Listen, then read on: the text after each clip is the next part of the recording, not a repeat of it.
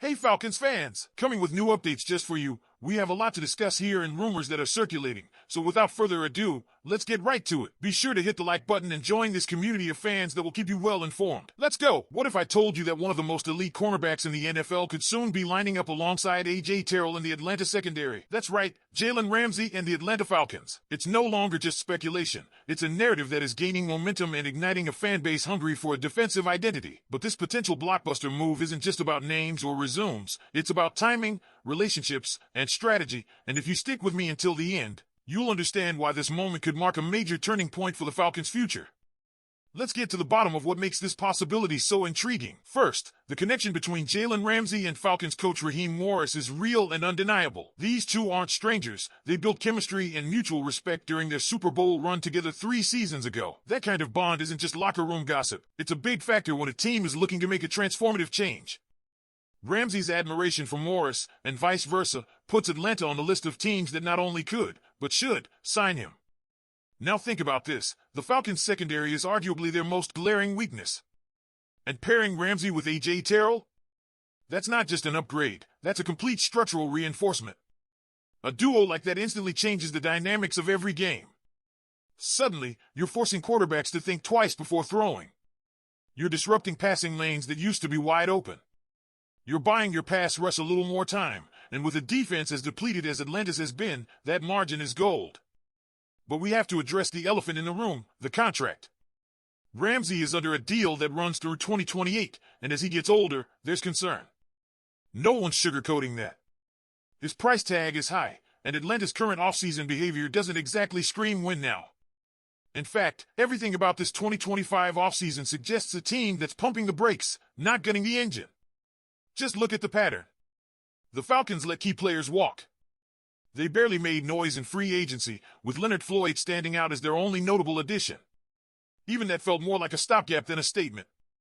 And then there's the quarterback situation. Kirk Cousins came in with fanfare, but now the focus is shifting to Michael Penix Jr., the second-year quarterback who looks like the real long-term plan. The Falcons are clearly thinking 2 steps ahead, possibly prepping to see just how far Penix can carry them before they go all in. So how does Ramsey fit into that future-focused equation? Well, that's the tension that makes this such a fascinating moment for the franchise. On one hand, Ramsey could be the missing piece that allows the Falcons to accelerate that timeline. On the other, the cost might contradict the reset they're quietly engineering. This is more than just a player transaction, it's a philosophical crossroads.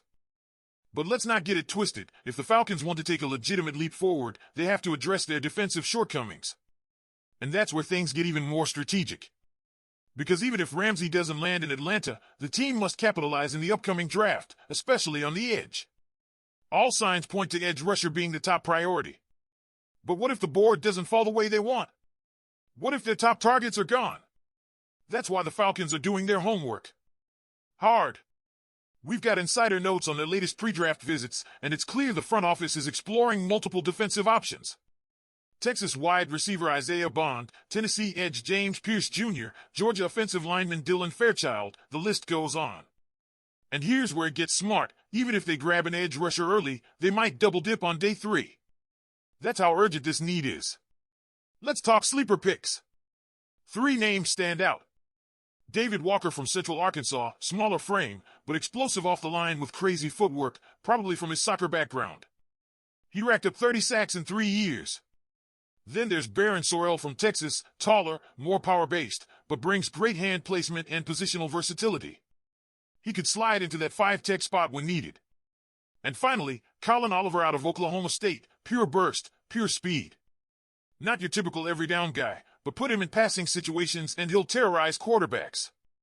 Now imagine this scenario. The Falcons draft an edge rusher early, say, Marshall's Mike Green, as Mel Kiper projects, and then add a lockdown cornerback, like Notre Dame's Benjamin Morrison, in the 2nd round.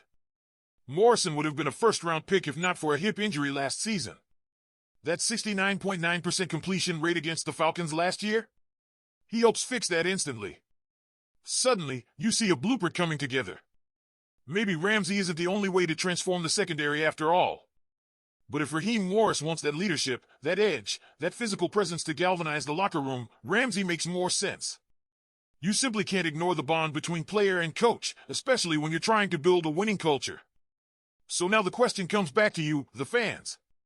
Do you think the Falcons should go all in on Jalen Ramsey, despite the contract risk? Or is the smarter move to prepare for the draft and continue building the core for the long term? Leave your opinion in the comments.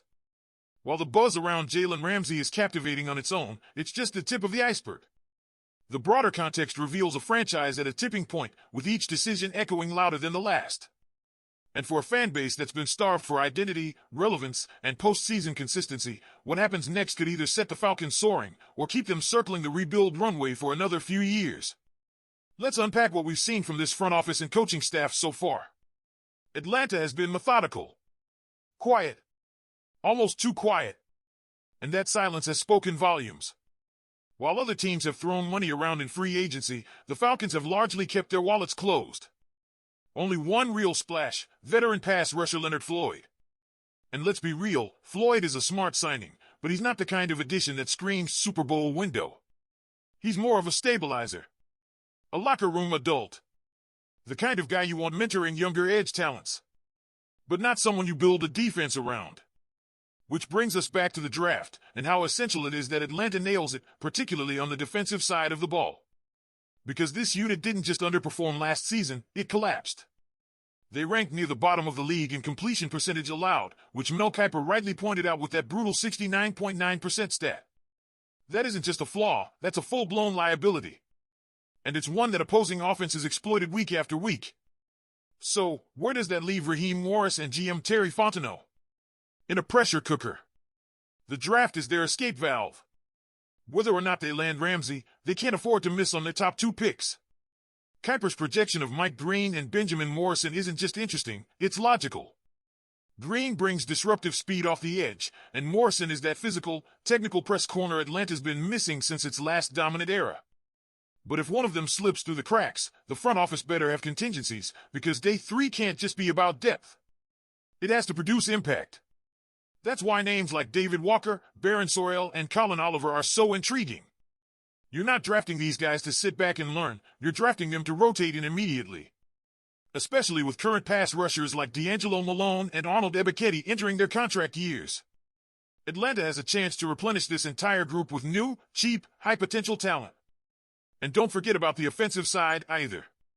Pre-draft visits show the Falcons are still doing their due diligence on players like Isaiah Bond and Dylan Fairchild. That indicates the team is keeping its options open, a smart move, considering how unpredictable the first round can be. You get the sense that nothing is off the table. They could go to the edge early. They could surprise us with a wide receiver or lineman. And if Ramsey comes in, that just frees them up to go with the best player available. If you had the power right now, would you trade for Jalen Ramsey and try in 2025, or would you hold the line and let the young core develop for another year? Let us know in the comments. Don't forget to hit the like button and subscribe to the channel. Go Falcons!